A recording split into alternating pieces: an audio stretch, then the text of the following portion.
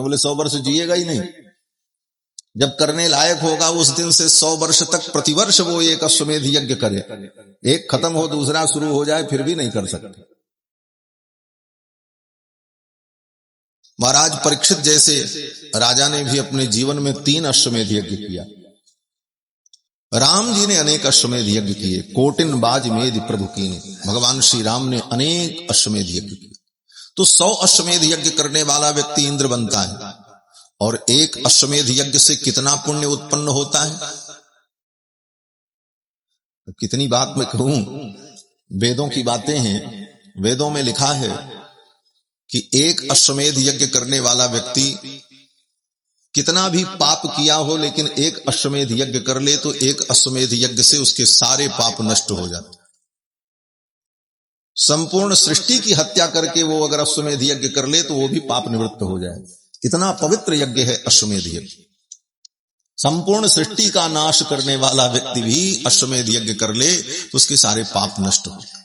इतना पुण्यप्रद यज्ञ है।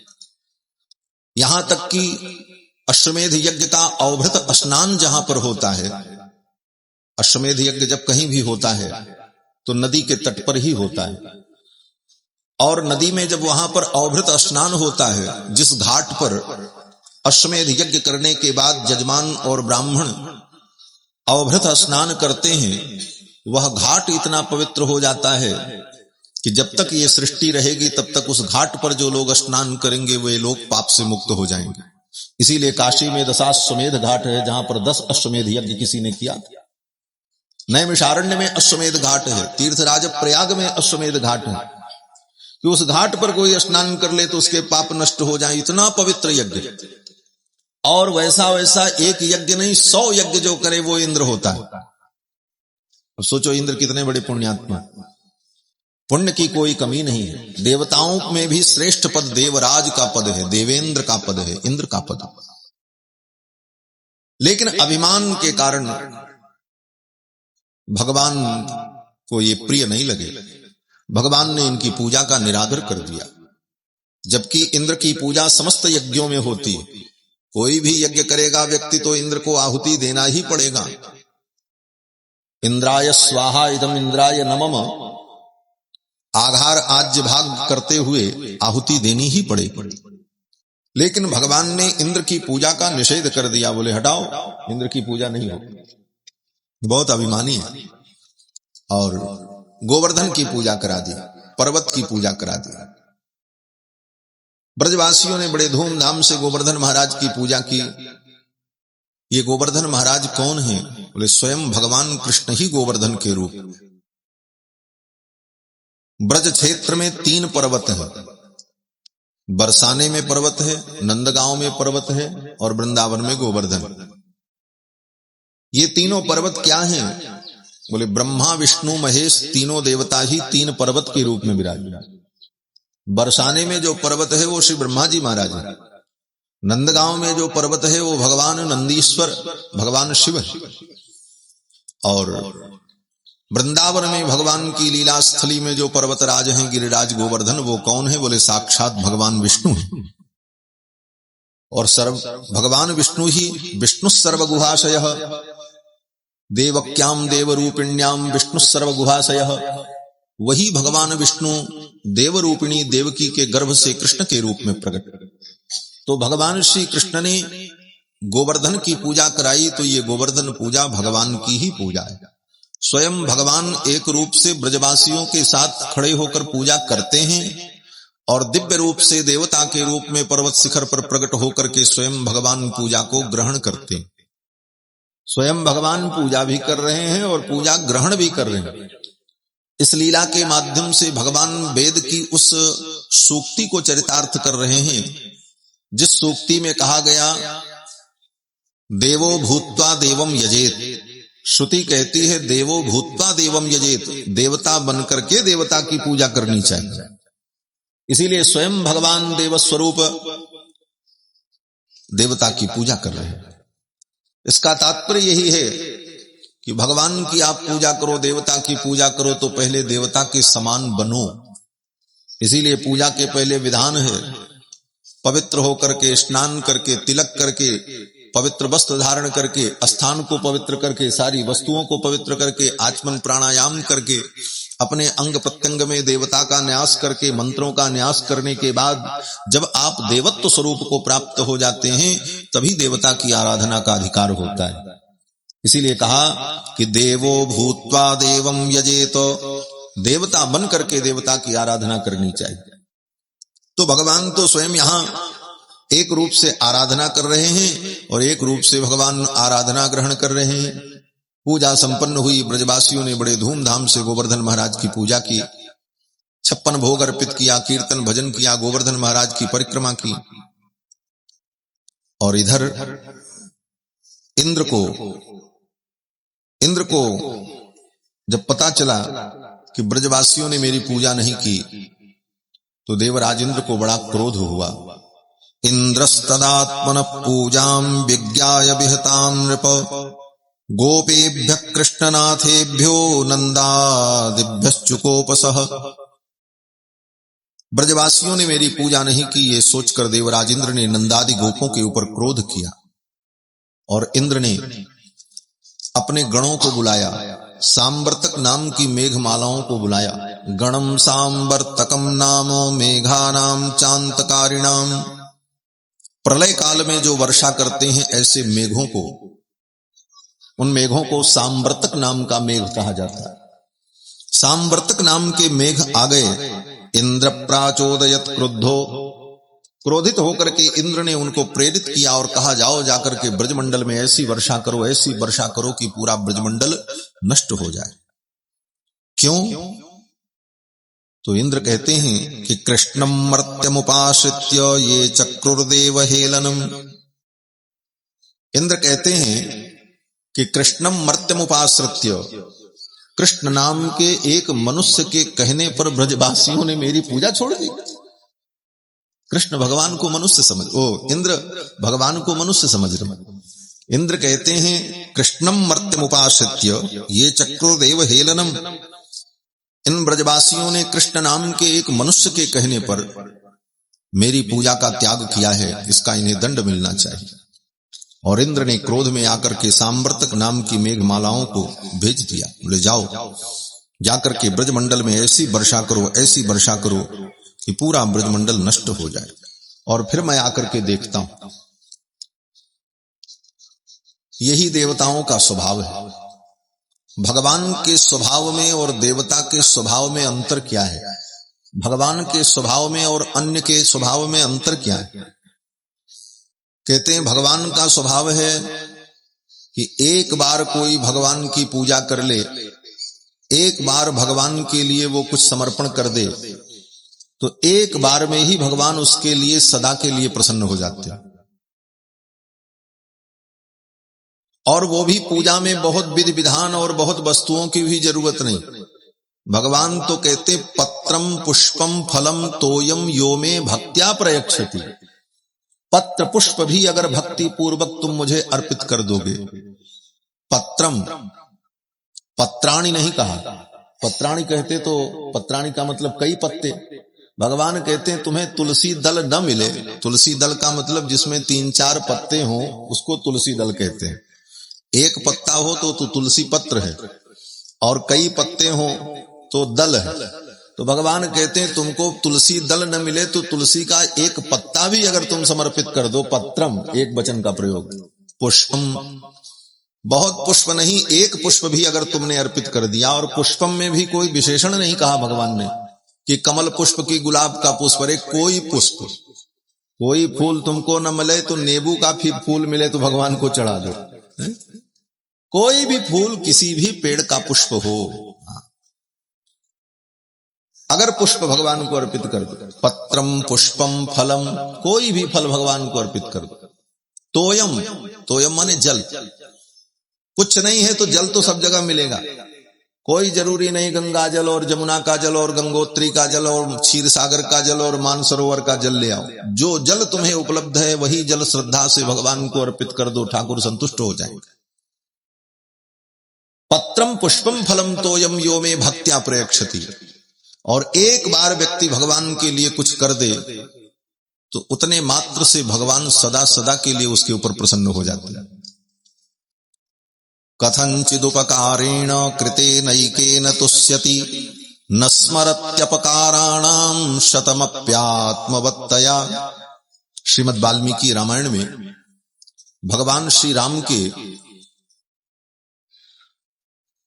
विशेष गुणों का वर्णन करते हुए महर्षि वाल्मीकि ने अयोध्या कांड के प्रथम सर्ग में ही कहा कि कथंचिद उपकारेण कृतेनैकेन तुष्यति। कथंचित किसी भी प्रकार से कभी भी कोई व्यक्ति एक बार भगवान का उपकार कर दे, भगवान के लिए कुछ कर दे, भगवान का कोई क्या उपकार करेगा, भगवान को उपकार की कोई आवश्यकता नहीं है, लेकिन वो भावना से भगवान के लिए कुछ भी कर दे अच्छा, तो कृतेनैकेन तुष्यति, उसके एक बार किए गए उस उपकार से, उस उपचार से तुष्यति, भगवान संतुष्ट हो जाते। तो प्रश्न हुआ कब तक के लिए संतुष्ट हो गए, इसकी वैलिडिटी कब तक रहेगी, कब तक भगवान संतुष्ट रहेंगे एक बार पूजा करने पर? तो कहते हैं न स्मरत्यपकाराणां शतमप्यात्मवत्तया, सदा सदा के लिए भगवान प्रसन्न हो जाएंगे। फिर तुम्हारे द्वारा अगर कोई अपकार भी होगा, अगर तुम कोई गलती भी कर दोगे तो भगवान तुम्हारी गलती को याद नहीं करेंगे, तुमने जो अच्छा किया था उसी को याद रखें। ये भगवान का स्वभाव। ऐसा स्वभाव किसका होगा? न स्मरत्यपकाराणां शतमप्यात्मवत्तया। यहां इस श्लोक में वाल्मीकि रामायण में कथंचिद उपकारेण जो कहा, तो कथंचिद का विशेष अर्थ किया है टीकाकार विद्वानों ने। कहते कथंचिद का मतलब है कि जैसे आपके घर कोई मेहमान आने वाला था और आपने उस मेहमान के लिए सुंदर माला मंगाई, बढ़िया सुंदर मिठाई मंगाई और बड़ी तैयारी की कि आज मेरे परम प्रिय अतिथि आ रहे हैं, और सवेरे से तैयारी करके आप बैठे रहे, शाम तक वो अतिथि नहीं आया, आपकी मिठाई सूख रही है, माला भी सूख गई और वो अतिथि नहीं आया, और अंत में सूचना मिली कि अब वो नहीं आएगा। तब आपने सोचा कि अब इसको क्या करें, माला भी बेकार हो जाएगी, मिठाई भी बेकार हो जाएगी, ये सारे उपचार व्यर्थ हो जाएंगे। तो आपने सोचा चलो भगवान को ही चढ़ा देते हैं। ऐसी स्थिति में भी आपने वो सूखी हुई माला और मिष्ठान्न आदि जो दूसरे के लिए लाए थे, उसको भी अगर आपने भगवान को अर्पित कर दिया तो उतने मात्र से भगवान प्रसन्न हो जाएंगे। कथंचिदुपकारेण कृतेनैकेन तुष्यति न स्मरत्यपकाराणां शतमप्यात्मवत्तया। भगवान के इन दिव्य गुणों का चिंतन ही कथा है। वास्तव में कथा क्या है? राजा रानी की कहानी ही कथा नहीं है। कौन किसके पुत्र हुए, कौन किसके बाप थे, किसने क्या किया, इतनी मात्र कथा नहीं है। कथा में मूल रूप से भगवान के दिव्य गुणों का चिंतन ही कथा है। भगवान का सौशील्य, वात्सल्य, माधुर्य, स्थैर्य, धैर्य, शौर्य, पराक्रम, कृतज्ञता, वात्सल्य, भगवान के ये जो दिव्य गुण हैं, इन गुणों का पग पग पर चिंतन, कहां पर भगवान के किस गुण का प्राकट्य होता है, उन गुणों का अनुभव करना, यही वास्तव में भगवान की कथा है। और इस प्रकार से भगवान की कथा का, भगवान के गुणों का जब हम चिंतन करते हैं, भगवान के स्वभाव का चिंतन करते हैं, तो भगवान शंकर कहते हैं कि उमा राम स्वभाव जिन जाना, ताहि भजन तज भाव न आना। जो भगवान के स्वभाव को जान लेता है वो भजन छोड़ करके दूसरा काम कर ही नहीं सकता। ठाकुर के स्वभाव का ज्ञान हो गया तो फिर आप भजन करोगे, तभी भजन में मन लगेगा। इसलिए भगवान के स्वभाव को समझो। तो भगवान का स्वभाव तो ये है कि एक बार कोई उपकार कर दे तो उसे भगवान भूलते नहीं, जीवन भर याद रखते। कितना भी वो अपराध करे, उसके अपराध पर ध्यान नहीं देते। और देवता बोले प्रतिवर्ष ब्रजवासियों ने सैकड़ों वर्षों से परंपरा से इंद्र की पूजा की थी। एक बार नहीं किया तो उसको इंद्र ने याद कर लिया कि इसने गलती की, मेरी पूजा नहीं की। और 100 बार, सैकड़ों बार, पीढ़ी दर पीढ़ी से लोग पूजा करते चले आए, उस बात को इंद्र ने भुला दिया। अरे भाई इतना भी तो सोचते, चलो सैकड़ों वर्षों से ब्रजवासी मेरी पूजा कर रहे थे, एक बार नहीं किया, उसमें इतनी नाराजगी क्या थी? और इतनी नाराजगी हो गई कि उसके बदले में उनका कल्याण करना, तो कौन कहे पूरा सर्वनाश करने का इंद्र ने संकल्प कर लिया कि पूरे ब्रजमंडल को हम नष्ट कर देंगे। गणम सांवर्तकम नाम मेघानाम चांतकारिणाम। इंद्र प्राचोदयत क्रुद्धो, क्रुद्ध होकर के इंद्र ने सांवर्तक नाम के मेघों को बुलाया और कहा वर्षा करो, नष्ट कर दो। यही इंद्र का अभिमान है।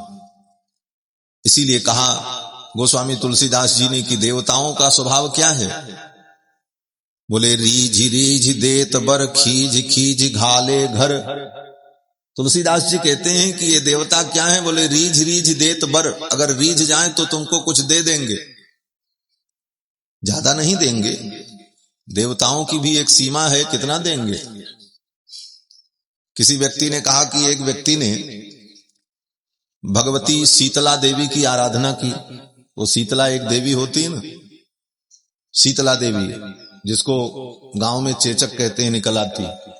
शीतला देवी की आराधना की तो शीतला देवी प्रसन्न हो गई। शीतला देवी ने कहा वरदान मांगो, क्या चाहिए? उस व्यक्ति ने कहा कि हमको ऐसा घोड़ा मिले जो घोड़ा पानी में भी दौड़े, आकाश में भी दौड़े और जमीन में भी दौड़े। तो शीतला देवी ने कहा कि अगर ऐसा घोड़ा मेरे पास होता तो मैं गधे की सवारी करती। तो देवताओं का भी एक निश्चित सामर्थ्य है, वो कितना दे सकते हैं। सब कुछ देने का सामर्थ्य तो भगवान के अंदर है। अकाम सर्व कामो वा मोक्ष काम उदारधि, तीव्रेण भक्ति योगेन यजेत पुरुषम परम। सुखदेव जी कहते तुलसी सो सब भांति परम सुख, जो चाहसी मन मेरो, तो भज राम काम सब पूर्ण करहि कृपा निधि। ये भगवान का स्वरूप है। और देवता, बोले देवता रीझ जाए तो कुछ दे देते और खींच जाए तो विनाश कर देते। देवराज इंद्र ने संकल्प कर लिया ब्रजवासियों को नष्ट कर दो। सांवर्तक नाम की मेघमालाएं आ गईं, चारों तरफ बादल छा गया, अंधकार हो गया, झरझर झरझर वर्षा होने लगी। अब तो लोग व्याकुल हो गए, रोने चिल्लाने लगे। लोगों के घर, पेड़ सब टूट टूट करके यत्र तत्र बहने लगे। महाराज ऐसी वर्षा, स्थूणा स्थूला वर्षधारा, अत्यंत मोटी जलधारा पृथ्वी पर जब गिरने लगी, अब सभी पानी में भीग गए, थरथर कांपने लगे, ठंडी हवाएं चलने लगी। बेपमाना भगवत पादमूलम उपाययुः, कांपते हुए थरथराते हुए सभी गोप ग्वाल बाल भगवान श्री कृष्ण के सन्निकट आए और आकर के सबने कहा कृष्ण कृष्ण कृष्ण महाभाग त्वन्नाथम गोकुलम प्रभो। हे कृष्ण, आप ही मेरे नाथ हो और आप गोकुल के प्रभु हो, स्वामी हो। त्रातुमर्हसि देवान्न कुपितात् भक्तवत्सल, हे भक्तवत्सल, देवराज इंद्र के कोप से हमें बचा लो। इस प्रकार ब्रजवासी भगवान से जब प्रार्थना करने लगे तो भगवान श्याम सुंदर ने कहा चिंता मत करो, आप सब एक काम करो, मैं गोवर्धन पर्वत को ही छत्र के समान उठा लेता हूं, इसी के नीचे सब लोग आ जाओ। तस्मान मच्छरणम गोष्ठम मन्नाथम मत परिग्रहम, गोपाये स्वात्म योगेन सोयम मे व्रत आहितः। आज मैं अपने आत्म योग के द्वारा आप सबकी रक्षा करूंगा। भगवान कहते हैं सोयम में व्रत आहितः, आज मेरे व्रत के पालन का समय आ गया है, आज मैं अपने व्रत का पालन करूंगा। भाई भगवान का व्रत क्या है? भगवान भी व्रत करते हैं? तो कहते हैं हाँ, भगवान का भी एक व्रत है। क्या व्रत है? बोले व्रत का मतलब नियम। किसी एक नियम को हम अपने जीवन में धारण कर लेते हैं कि हम ऐसा ही करेंगे, इस नियम का हम पालन करेंगे, तो उसी को व्रत कहा जाता है। व्रत का मतलब नियम, व्रत का मतलब भूखे रहना नहीं। व्रत का लोग मतलब केवल समझते हैं भूखे रहना, बोले आज हम व्रत हैं। व्रत का मतलब होता है नियम। किसी एक नियम को आपने धारण किया है तो उसी का नाम व्रत है। जैसे एकादशी के दिन नियम है, क्या नियम है? बोले आज अन्न नहीं खाना है, इसलिए उसका नाम व्रत है। भूखे रहते हैं इसलिए व्रत नहीं, भूखे तो रहते ही हैं, लेकिन ये नियम का पालन करते हैं कि आज हम अन्न नहीं ग्रहण करेंगे, इसलिए इसका नाम व्रत।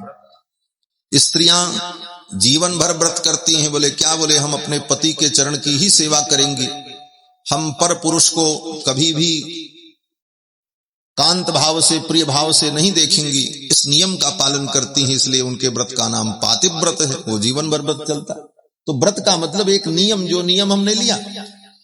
तो भगवान का भी व्रत है। भगवान का व्रत क्या है? बोले अपने भक्तों की रक्षा करना, यही भगवान का व्रत है। भगवान ने नियम ले रखा है कि मैं अपने भक्तों की रक्षा करूंगा। भगवान भक्तवत्सल हैं, इसीलिए भगवान सदा शंख चक्र गदा पद्म धारण किए रहते हैं। पता नहीं कब किस भक्त के लिए जरूरत पड़ जाए। हाँ, सदा अस्त्र शस्त्र धारण किए रहते हैं भगवान। इस पर भी हमारे आचार्यों ने विचार किया कि भाई भगवान अस्त्र शस्त्र क्यों लेते हैं? भगवान तो सबसे बड़े हैं, उनको किसी से डर है नहीं, तो फिर उनको अस्त्र शस्त्र धारण करने की क्या जरूरत? अन्य देवता तो अस्त्र शस्त्र धारण करें क्योंकि वो अलग अलग क्षेत्र के लिए नियुक्त हैं। जैसे वर्तमान में देख लो, इसी संसार में बड़े बड़े सेनापति, अधिकारी, पुलिस, ये लोग तो अस्त्र शस्त्र धारण करते हैं, लेकिन जो राष्ट्र का नायक होता है उसको अस्त्र धारण करने की जरूरत नहीं, क्योंकि सब अस्त्रधारी उसी की सुरक्षा में। फिर भगवान को अस्त्र धारण करने की जरूरत क्या है? बोले भगवान सोचते हैं, कथा में विघ्न न करिए। बोले श्री सीतारामचंद्र भगवान की जय। बोलो श्री सीतारामचंद्र भगवान की जय। जय जय श्री राधे श्याम।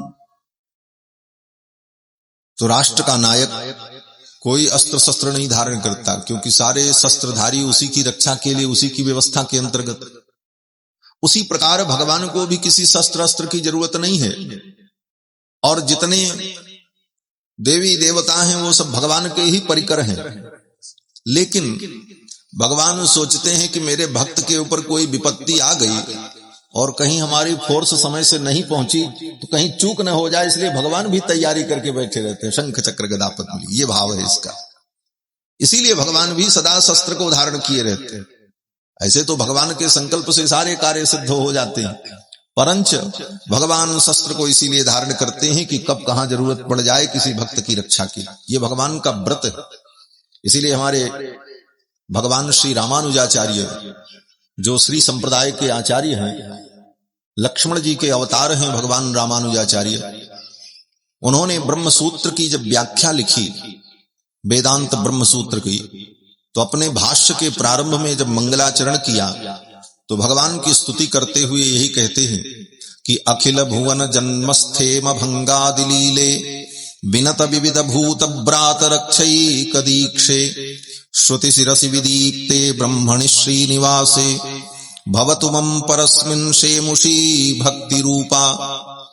भगवान को प्रणाम करते हुए, मंगलाचरण करते हुए भगवान श्री रामानुजाचार्य कहते हैं कि अखिल भुवन जन्मस्थेम भंगादि लीले, अनंत अनंत ब्रह्मांड की उत्पत्ति, पालन और भंग, संहार जिनकी लीला है, ऐसे भगवान अखिल भुवन जन्मस्थेम भंगादि लीला।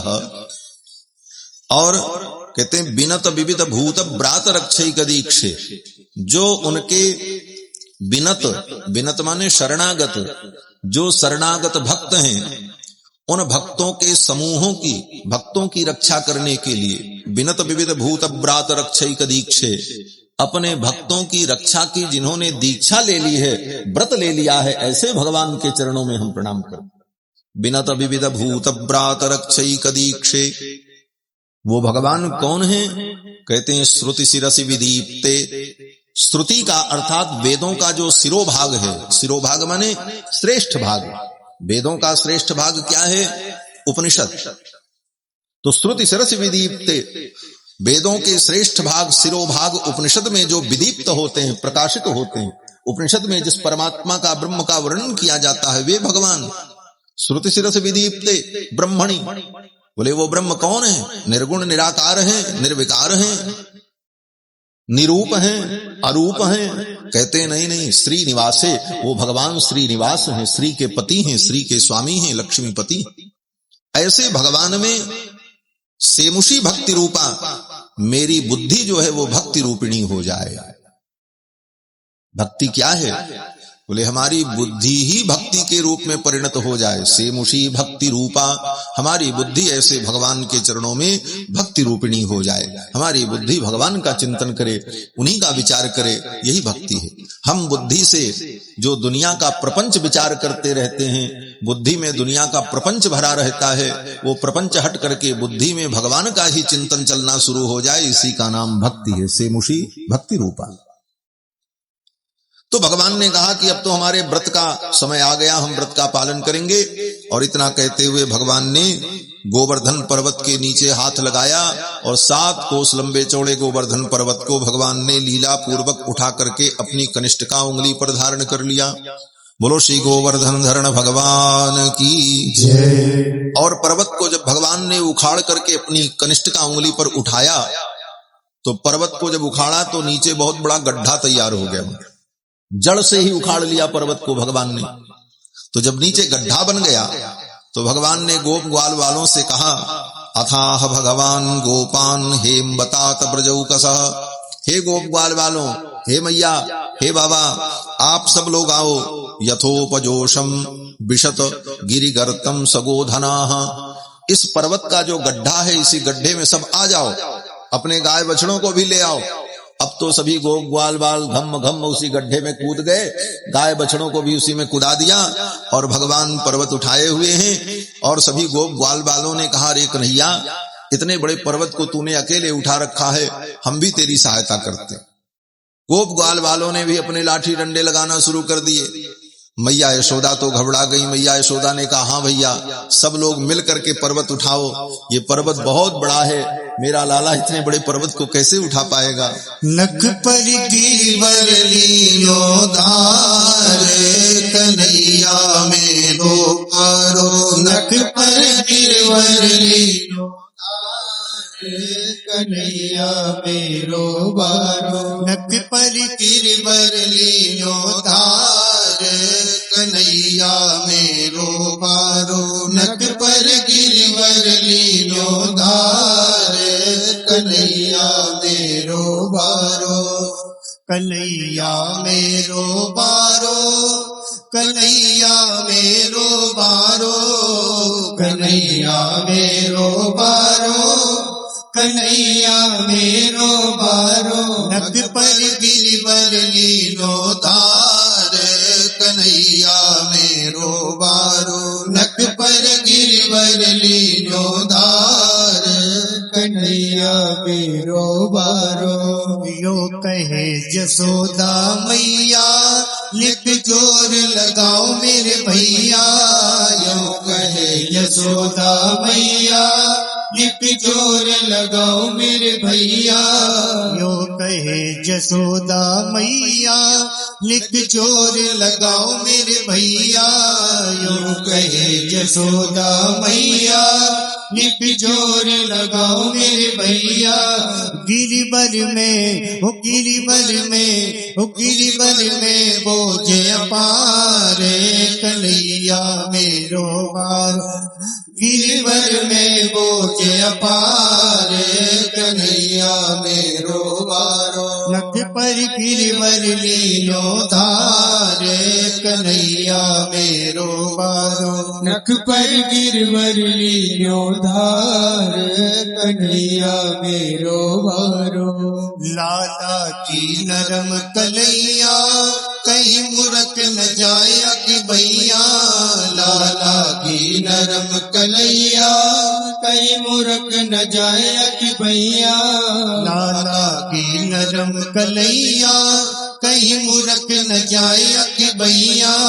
लाला की नरम कलैया, कहीं मुरक न जाए कि भैया। कैसे खेले किलो भार, कन्हैया मेरो बारो। कैसे झेले किलो भार, कन्हैया मेरो बारो। नख पर गिरिवर लीलो धार, कन्हैया मेरो बारो। नख पर गिरिवर लीलो धार, कन्हैया मेरो बारो।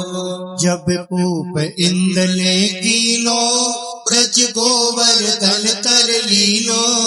जब गोप इंद्र ने कीनो ब्रज गोवर्धन तर लीनो। जब गोप इंद्र ने कीनो ब्रज गोवर्धन तर लीनो। जब गोप इंद्र ने कीनो ब्रज गोवर्धन तर लीनो। बादल बरस बरस गए हारे कन्हैया मेरो बारो। बादल बरस बरस गए हारे कन्हैया मेरो बारो। नख पर गिरवर लीनो धारे कन्हैया मेरो बारो। नख पर गिरवर लीनो धारे कन्हैया मेरो बारो। यो कहे पूछरी बारो लठिया को दियो सहारो। यो कहे पूछरी बारो लठिया को दियो सहारो। यो कहे पूछरी बारो लठिया को दियो सहारो। यो कहे पूछरी बारो लठिया को दियो सहारो। रे मन भजले कृष्ण मुरारे कन्हैया मेरो बारो। रे मन भजले कृष्ण मुरारे कन्हैया मेरो बारो। नख पर गिरवर लीनो धारे कन्हैया मेरो बारो। नख पर गिरवर लीनो धारे कन्हैया मेरो बारो। हाँ कन्हैया मेरो बारो। कन्हैया मेरो बारो। हाँ कन्हैया मेरो बारो। कन्हैया मेरो बारो। बोलो श्री बाल कृष्ण लाल की जय। श्री गोवर्धन धरण भगवान की जय। श्री गोवर्धन महाराज की जय। जय जय श्री राधे श्याम। भगवान ने कनिष्ठ का उंगली पर 7 कोस लंबे चौड़े गोवर्धन पर्वत को धारण किया। 7 दिन 7 रात्रि तक देवराज इंद्र ने वर्षा की और भगवान पर्वत को धारण किए। 7 दिन जब बीत गया तो इंद्र ने सोचा अब तो सब मर गए होंगे, अब वर्षा बंद कर दी जाए। वर्षा बंद हो गई। जब वर्षा बंद हो गई तो भगवान ने पर्वत को यथास्थान रख दिया। पश्चाताम सर्वभूतानां स्थापयामास लीलया। लीला पूर्वक भगवान ने जैसे पर्वत को उठाया था उसी प्रकार उसी स्थान पर यथावत रख दिया। पश्चाताम सर्वभूतानां स्थापयामास लीलया। भगवान अपि तम शैलम स्वस्थाने पूर्ववत प्रभु। जैसे पहले था वैसे ही यथास्थान रख दिया। इसमें क्या विशेषता थी? इसमें भी विशेषता है। इसमें विशेषता ये है कि देखो कोई कितना भी बड़ा वीर पहलवान हो, एक बार में बहुत बड़ा वजन हिम्मत करके उठा तो सकता है, लेकिन फिर कह दो कि उसको धीरे से रख दो यथास्थान, बोले तो नहीं कर सकता। बोले क्यों? बोले बैलेंस बिगड़ जाएगा, वो तो गिर जाएगा, इधर उधर चला जाएगा। उठा लेना सरल है, फिर उठा करके उसको यथास्थान रख देना ये उससे भी बड़ी विशेषता है। इसलिए सुखदेव जी महाराज कहते हैं कि भगवान अपि तम शैलम स्वस्थाने पूर्ववत प्रभु। उसी स्थान पर पूर्व में जैसे था ठीक वैसे। और किस प्रकार भगवान ने रखा? बोले पश्चाताम सर्वभूतानाम। सब लोग देख रहे थे। देखते देखते लीलया, उसमें भी भगवान को कोई योजना बनानी पड़ी, कोई सावधानी बरतनी पड़ी, कुछ नहीं। बोले सहज ऐसे लीला पूर्वक उठा करके रख दिया यथास्थान। यही भगवान की भगवत्ता, यही भगवान की, भगवान के 6 गुणों में जो बल गुण है उस बल गुण का उदाहरण है। 6 गुण भगवान के कहे गए, ज्ञान, शक्ति, बल, ऐश्वर्य, वीर्य, तेज। ये 6 गुण जिसके अंदर परिपूर्ण मात्रा में विद्यमान हो उसको भगवान कहते हैं। उन 6 गुणों में बल का उदाहरण यही है। इतना बल कि 7 वर्ष के कन्हैया कृष्ण ने 7 कोस लंबे चौड़े पर्वत को उठाया, 7 दिन तक उठाए रखे और फिर यथास्थान रख दिया। यही भगवान की भगवत्ता है। पर्वत को जब रख दिया, देवराज इंद्र आए। यहां तो ब्रजवासी आपस में चर्चा करने लगे। नंद बाबा से कहने लगे, बाबा ये आपका बालक तो बड़ा अद्भुत है, बड़ी बड़ी विपत्तियों से इस बालक ने हम सबको बचाया है। आप बड़े पुण्यात्मा हो कि ऐसे पुत्र को आपने प्राप्त किया। अब तो सब लोग नंद बाबा की खूब सराहना करने लगे। तो नंद बाबा ने कहा, भैया मुझे याद है कि जब गुरुदेव आए थे बालक का नामकरण करने के लिए, तो गुरुजी ने कहा था कि तस्मान नंद कुमारोयम नारायण समो गुणैहि, ये आपका बालक, हे नंद बाबा आपका ये बालक भगवान नारायण के समान गुण धर्म वाला होगा, ये गुरुजी ने कहा था, और वो सारी विशेषताएं मेरे बालक कृष्ण के अंदर हैं। ऐसे सुंदर बालक को हमने प्राप्त किया। बड़ी सुंदर चर्चा हुई, सब आपस में भगवान श्री कृष्ण की भूरी भूरी प्रशंसा करने लगे। इधर इंद्र आए देखने के लिए, ऐरावत पर बैठ करके कि देखें अब तो ब्रजमंडल नष्ट हो गया होगा। जब आकर के देखा देवराज इंद्र ने तो कहीं पानी नहीं और सब सुरक्षित। तब देवराज इंद्र का अभिमान चूर हो गया। इंद्र को पता चल गया सारी बातें कि क्या हुआ कैसे हुआ। इंद्र जान गए कि ये साक्षात भगवान हैं, ऐसी लीला कोई मनुष्य नहीं कर सकता, इनको तो हम मनुष्य समझ रहे थे। कृष्णम मर्त्यम उपाश्रित्य, इंद्र ने यही कहा था कि कृष्ण नाम के मनुष्य के कहने पर इन लोगों ने मेरी पूजा बंद की। तो इंद्र को ये पश्चाताप हुआ, उनका अभिमान नष्ट हो गया और वो सोचने लगे कि मुझसे बहुत बड़ी गलती हो गई, मैंने भगवान को, परमात्मा को साधारण मनुष्य समझा। भगवान में जो सामर्थ्य है, जो विशेषता है, उसका एक अंश भी इन देवताओं में नहीं, और देवताओं में जो कुछ है वो सब भगवान की ही कृपा का प्रसाद है। उपनिषद में एक कथा आती है कि देवताओं को बड़ा अभिमान हो गया कि हम बड़े श्रेष्ठ हैं, तो भगवान ने कहा कि अब इनको बता दें कि ये कितने बड़े हैं। तो भगवान ने एक यक्ष का रूप धारण किया और यक्ष का रूप धारण करके एक जगह प्रकट हो गए, बड़े विशाल रूप में। देवताओं ने देखा, अभी अभी देवता लोग विजय प्राप्त करके आए थे और बड़े गर्वित थे। तो यक्ष के रूप में जब भगवान प्रकट हो गए तो सभी देवताओं ने कहा, भाई देखो देखो ये कौन है, इतना विशाल पुरुष, बड़ा पराक्रमी है, कहीं हमारे विरोधी दल का तो नहीं है? अगर हमारे दल का हो, हमारे पक्ष का हो, तब तो हमारी विजय बद्धमूल, और अगर कहीं हमारे विरोधी पक्ष का होगा तब तो गड़बड़ बात हो। तो अग्नि ने कहा, पावकः, मैं पावक हूं, पवमानः, मैं पवमान हूं। अपने कई नाम बताए और अपने विशेषणों से युक्त नाम बताए। तो भगवान ने पूछा, क्या वैशिष्ट्य है आपका? किम वैशिष्ट्यम भवताम, आपका क्या वैशिष्ट्य है, क्या विशेषता आपकी है? तो अग्नि ने कहा, हमारे अंदर वो विशेषता है कि हम चाहें तो एक क्षण में पूरे ब्रह्मांड को जला करके भस्म कर दें। तो भगवान मुस्कुराने लगे। भगवान ने कहा, अच्छा, तो ब्रह्मांड जलाने का तो अभी समय नहीं है, तो अभी तो एक काम करो, इस तृण को जलाओ।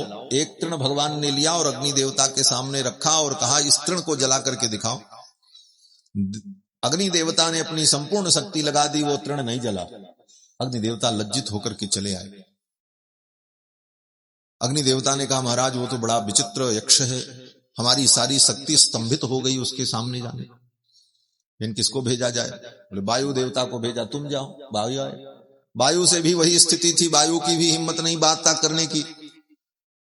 वायु की भी जब हिम्मत नहीं हुई तो भगवान ने ही पूछा, आप कौन हो, क्यों आए हो? तो वायु देवता ने भी अपना सब विशेषण बताया, हम बड़े पराक्रमी हैं। बोले क्या कर सकते हो? बोले हम चाहें तो पूरे ब्रह्मांड को उड़ा करके ले जाकर के कहां फेंक दें, वायु की जो गति है।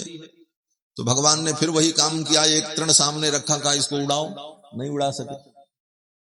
ये वेदों में कथा है, उपनिषद की कथा। जब वो भी नहीं उड़ा सके तब फिर वरुण देवता आए, वो भी थक गए। अंत में सबने जाकर के कहा, महाराज वो तो बड़ा विचित्र प्राणी है, उसके सामने हम लोगों की कोई गति नहीं। इंद्र ने कहा, चलो हम ही देखते हैं। इंद्र जब आए तो इंद्र के आते ही भगवान वहां से अंतर्धान हो गए।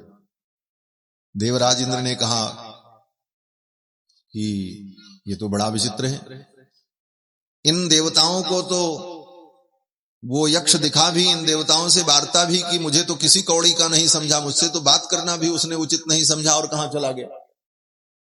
फिर इंद्र बहुत ढूंढने लगे। बाद में फिर वहीं पर हैमवती नाम की एक देवी प्रकट हो गई, उनके चरणों में जाकर के प्रार्थना की तो हैमवती ने कहा, सब ज्ञान बताया कि वो परब्रह्म परमात्मा है, सबके ईश्वर हैं, उन्हीं की शक्ति से सब शक्तिमान होते हैं। तब देवताओं का अभिमान नष्ट हुआ। तो समय समय पर भगवान इनके अभिमान को, गर्व को चूर करते रहते। यहां पर भी देवराज इंद्र को जब पता चल गया कि ये भगवान है तो देवराज इंद्र आए, भगवान के चरणों में गिर करके बड़ी सुंदर स्तुति की और स्तुति करके भगवान से प्रार्थना की, क्षमा मांगी। नमस्तुभ्यं भगवते पुरुषाय महात्मने वासुदेवाय कृष्णाय सात्वतां पतये नमः। भगवान की जब स्तुति की तो भगवान ने इंद्र को प्रसन्न होकर के आशीर्वाद दिया और इंद्र से कहा कि मैंने तुम्हारे ऊपर अनुग्रह किया है, तुम्हारे अभिमान को नष्ट करने के लिए लीला की और जाओ सुखपूर्वक अपने राज्य का पालन करो। उसी समय इंद्र के साथ कामधेनु आई थी सुरभि। देवराज इंद्र ने कामधेनु के दुग्ध से भगवान का अभिषेक किया है और गोविंद नाम से भगवान को संबोधित किया। ऐसे तो गोविंद नाम भगवान का सनातन नाम है, लेकिन कृष्णावतार की लीला में ये नाम इंद्र के द्वारा भगवान को प्रदान किया गया। इसके बाद कथा आती है कि भगवान ने वरुण देवता का मान मर्दन किया। जो कहते हैं ना कि पुराण क्या है, बोले वेदोपब्रह्मण है, वेद का ही व्याख्यान पुराण है। तो जो उपनिषद में कथा है कि भगवान ने अग्नि देवता का, इंद्र देवता का, वरुण देवता का सबका मान मर्दन किया, वही क्रम यहां भी चल रहा है। दावाग्नि को पी करके अग्नि का मान मर्दन कर दिया, इंद्र का मान मर्दन कर दिया, अब वरुण देवता का मान मर्दन करने जा रहे हैं। वो वैदिक कथाओं का ही विस्तार पुराणों में प्राप्त है, क्योंकि सबका मूल तो वेद है। वेदात सर्वम प्रसिद्ध्यति, और वेदों से ही पुराणों का प्रादुर्भाव है। वेदों में जो कथाएं सूक्ष्म रूप से हैं उसी का पुराणों में विस्तार है। वेद में मंत्र आया, त्रीणि पदा विचक्रमे इदम विष्णुर विचक्रमे त्रेधा निदधे पदम। भगवान विष्णु ने त्रीणि पदा विचक्रमे, 3 पग चल करके संपूर्ण ब्रह्मांड को अतिक्रमण कर लिया। ये वेदों में सूत्र रूप में कहा। वही कथा वामनावतार के रूप में श्रीमद् भागवत महापुराण। त्रीणि पदा विचक्रमे, फिर कहते हैं विष्णुर गोपा अदाभ्य। भगवान विष्णु ही गोप बने। तो गोप माने, गोप का मतलब गोप जाति तो होती है, गोप माने गोप जाति, लेकिन गोप का अर्थ है गोपयति इति गोपः, अर्थात जो रक्षा करता है उसको कहते हैं गोपयत, गोप।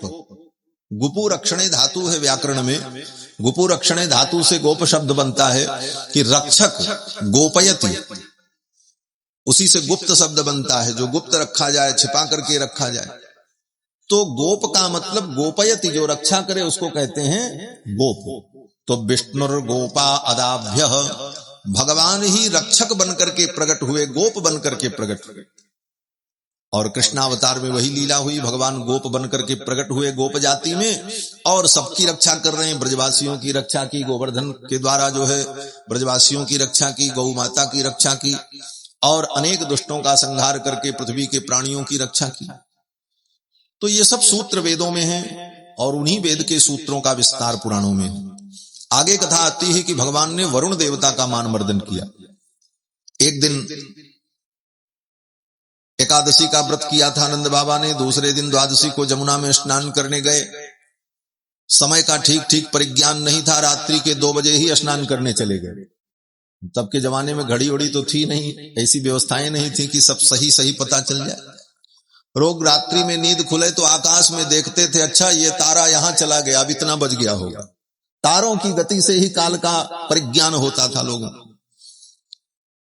तो उस दिन नंद बाबा को ठीक ठीक परिज्ञान नहीं हुआ, और नंद बाबा चले गए स्नान करने के लिए रात्रि के 2 बजे ही। और रात्रि के 2 बजे आसुरी वेला होती है, उस समय असुर लोग जल में विचरण करते हैं। अर्धरात्रि में 2 बजे सरोवर में, नदी में जाने पर असुरों का दुष्प्रभाव होता है, उस समय असुरों का काल होता है। उसी काल में नंद बाबा स्नान करने चले गए जमुना जी में। अविज्ञायासुरीं बेलां प्रविष्टमुदकं निशि, और ज्यों ही जल में प्रवेश किया स्नान करने के लिए नंद बाबा ने, वरुण के सेवकों ने, असुरों ने पकड़ लिया नंद बाबा और पकड़ करके लेकर के वरुण लोक चले गए। वरुण लोक लेकर के चले गए। नंद बाबा स्नान करके आए नहीं, सवेरा हो गया। अब तो हल्ला मचा, नंद बाबा कहाँ हैं? ढूंढते ढूंढते सब पहुंचे। देखा नदी के तट पर बाबा का वस्त्र रखा हुआ है, उनकी लाठी रखी हुई है, कमंडल है, लेकिन बाबा नहीं है।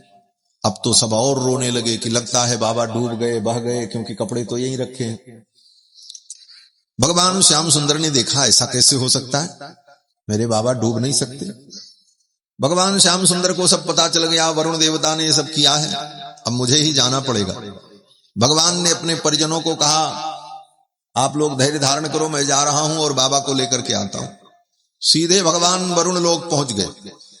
मृत्युलोक का कोई प्राणी सीधे सशरीर वरुण लोक, जमलोक, पितृलोक नहीं जा सकता, लेकिन भगवान तो अतिमानुष हैं, ये मनुष्य नहीं है, अतिमानुष चरित्र है।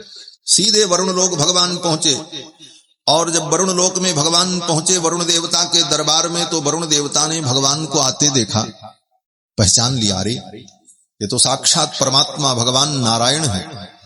दौड़ करके वरुण देवता ने भगवान को साष्टांग प्रणाम किया। नमस्तुभ्यं भगवते ब्रह्मणे परमात्मने न यत्र श्रूयते माया लोक सृष्टि विकल्पना। ऐसा कहते हुए वरुण देवता ने भगवान को साष्टांग प्रणाम किया, और वरुण देवता को समझने में देर नहीं लगी कि माजरा क्या है। वरुण देवता जान गए सब कि इनके बाबा को हमारे सेवक उठा लाए हैं, इसीलिए ये आए हैं, अब तो मुझे ही क्षमा मांगनी चाहिए, बहुत बड़ी गलती हो गई हमसे। वरुण देवता ने तुरंत भगवान को साष्टांग प्रणाम किया और कहा कि अजानता माम के न मूढ़े ना कार्य वेदिना, ये मेरे सेवक बड़े मूढ़ हैं और इनको उचित अनुचित का ज्ञान नहीं, से ये समझ नहीं पाए, और इन्होंने बहुत बड़ी गलती की, आपके पिताजी को लेकर के चले आए। आनी तो यम तव पिता तद भवान छंतुमर्हति। हे भगवान, आप हमको क्षमा कर दें, हमसे बहुत बड़ी गलती हो गई, मेरे सेवक बड़े मूर्ख हैं, ये इनको कुछ समझ में नहीं आया और इन्होंने इतनी बड़ी गलती कर दी। इस प्रकार वरुण देवता भगवान से जब क्षमा मांगने लगे तो भगवान ने कहा कोई बात नहीं, भगवान तो बड़े कृपालु हैं, वो तो कहते हैं भाई कुछ भी अपराध करो, अभिमान छोड़ करके अगर तुम शरणागत हो जाओगे तो मैं सब क्षमा कर दूंगा। अहम त्वा सर्व पापेभ्यो मोक्षयिष्यामि मा शुचः। भगवान ने क्षमा कर दिया, और वरुण देवता ने भगवान को ढेर सारा उपहार भेंट किया, हीरे पन्ने पोखराज सब। भगवान ने कहा इनकी जरूरत नहीं है, तब से रखो तुम अपना, हम तो अपने बाबा को लेने आए हैं। नंद बाबा को लेकर के भगवान आ गए। ब्रजवासियों ने बाबा जी से पूछा, बाबा कहाँ गए थे? भंडारा खाने गए थे। नंद बाबा ने कहा, रे भैया क्या मेरे लाला का चमत्कार है। क्या हुआ? अब तो नंद बाबा ने सब आंखों देखी बताई, ऐसे ऐसे वरुण देवता के सेवक हमको ले गए। फिर पीछे से कन्हैया पहुंचा। अरे कन्हैया के पहुंचते ही वो वरुण देवता ने लंबी डंडोत मारी मेरे छोरे को। मेरे बालक का इतना ऐश्वर्य। अब तो नंद बाबा ने खूब वर्णन किया प्रफुल्लित होकर के। अब ब्रजवासियों को बड़ा आनंद आया। ब्रजवासियों ने, भगवान के सभी सखाओं ने कन्हैया को पकड़ लिया और पकड़ करके ले गए दूर किनारे एकांत में, और कहा कन्हैया बता, तू साधारण नहीं है, हाँ तू कोई दिव्यात्मा है, किसी दिव्य लोक से तू आया है, कोई साधारण मनुष्य वरुण लोक नहीं जा सकता। और आज तो नंद बाबा ने तेरी सच्चाई सब बता दी।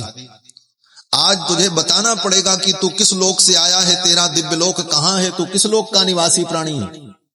अब इस प्रकार जब सखाओं ने घेर करके भगवान से पूछना शुरू किया, भगवान मुस्कुराने लगे। भगवान ने कहा इनसे छिपाना ठीक नहीं, ये तो हमारे अपने स्वजन है, इनको तो बताना ही पड़ेगा। तो भगवान ने कहा, हाँ भैया मेरा लोक जो है वो समस्त सृष्टि से परे है। मैं अच्छा कहाँ है? तो भगवान ने कहा जहां सूर्य चंद्रमा की भी गति नहीं होती। न तत्र भासयते सूर्यो न शशांको न पावकः यद गत्वा न निवर्तन्ते तद्धाम परमं मम।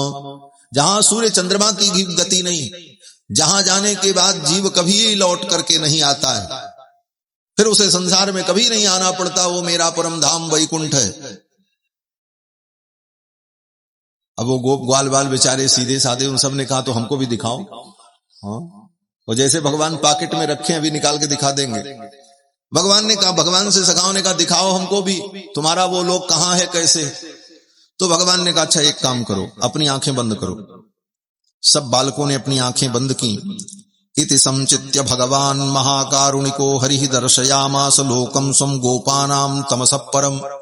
सभी गोप ग्वाल वालों ने अपनी आंखें बंद की और भगवान ने एक क्षण में, एक क्षण तो अब हमारे पास शब्द ही नहीं है, इसके लिए क्या कहें, क्षण से छोटी कोई इकाई हमारे पास नहीं है कहने के लिए, इसलिए क्षण ही कहना पड़ेगा। लेकिन क्षण का 100वां अंश भी नहीं, उतने समय में भगवान ने तुरंत उन समस्त गोप ग्वाल वालों को वैकुंठ में पहुंचा दिया। सबसे छोटी काल की सीमा हमारे यहां त्रुटि होती है। त्रुटि युगायते, गोपियों ने कहा है कि हे श्याम सुंदर, आपका जब दर्शन नहीं होता तो आपके दर्शन के अभाव में जो समय बीतता है वो समय कितना कठिन होता है। गोपियां कहते हैं त्रुटि युगायते, एक त्रुटि जो है एक युग के समान लगती। त्रुटि क्या होती है? बोले त्रुटि जो है काल की बहुत छोटी इकाई है। त्रुटि किसे कहते हैं? बोले कमल का पत्ता होता है ना, कमल का फूल, कमल के फूल की जो पंखुड़ियां होती हैं कितनी कोमल होती हैं, और कमल के फूल की 100 पंखुड़ियों को लेकर के एक के ऊपर एक रखो और 100 पंखुड़ियों में जब सुई चुभोगे तो एक पंखुड़ी को पार करने में कितना समय लगेगा सुई को? एक ही बार में 100 पंखुड़ियां छिद जाएंगी, लेकिन एक बार में नहीं छिदी, पहले छिदी होगी तब दूसरी पंखुड़ी में गई होगी सुई, तब तीसरी में गई होगी। वो सूक्ष्म जो काल का अंतर है उसको त्रुटि कहते हैं। गोपियां कहती उतना भी समय आपका दर्शन अगर न हो तो लगता है युग बीत गए। त्रुटि युगायते।